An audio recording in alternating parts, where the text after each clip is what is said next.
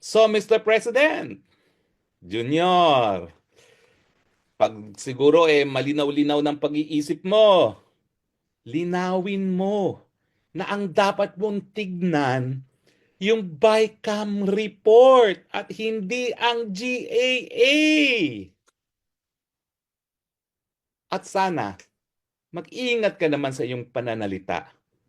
Kasi, bagamat hindi mo appointees ang mga justices at hindi mo sila nakokontrol gaya ng nakontrol ng ama mo ang Korte Suprema, naniniwala pa rin ako sa aking puso, independyente ang mga mahistrado ng Korte Suprema. Hindi mo sila kayang bilin. Although, alam ko naman, marami nagtatangka. Hindi yan mananaig. Dahil alam ng mga mahistrado na nung ang Korte Suprema ay naging rubber stamp lamang ng isang diktador, nawala ang tiwala ng taong bayan.